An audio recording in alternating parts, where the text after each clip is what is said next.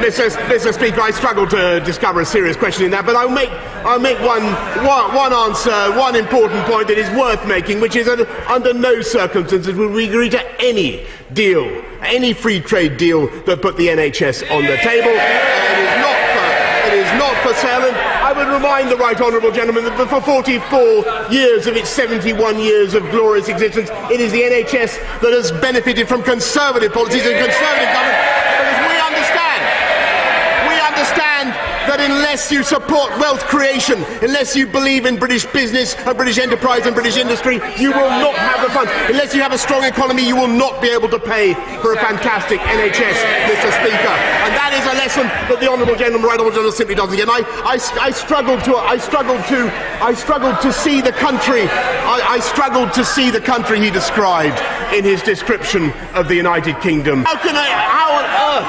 And he asks about Iran. Mr. Speaker, a gentleman, a right honourable gentleman who has been paid by Press TV of Iran, who repeatedly sides with the mullahs of Tehran rather than our friends in the United States over what is happening in the Persian Gulf. How incredible that we should even think of entrusting that gentleman with the stewardship of this country's security. But worse than that, by far, Mr. Speaker, this is a right honourable gentleman who is set on an economic policy together with the shadow chancellor who was sacked by Ken Livingstone for being too left-wing.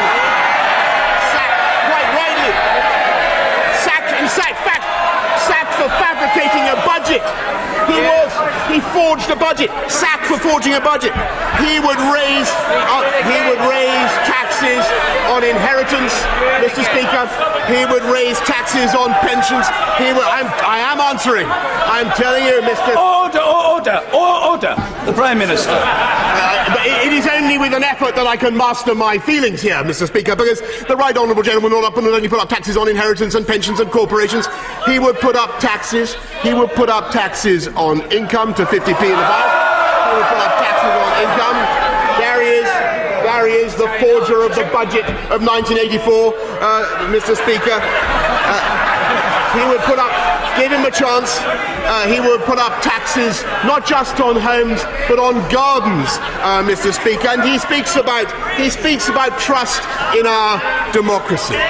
He speaks about trust in our democracy, Mr. Speaker. And I have to say, a most extraordinary thing has just happened today. Did anybody notice what happened today?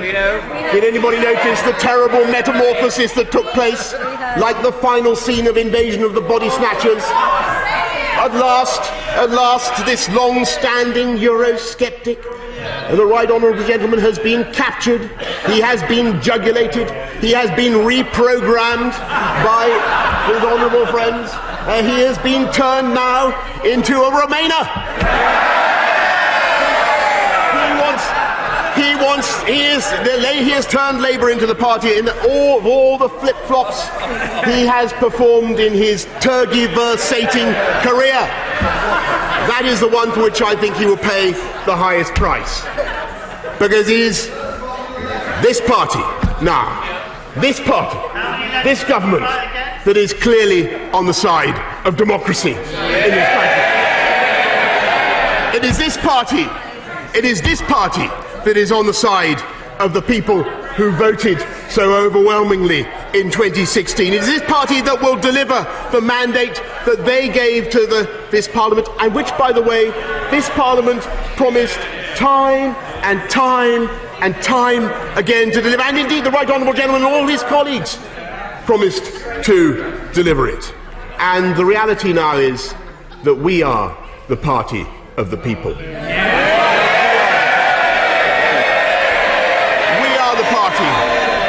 We are the party of the many.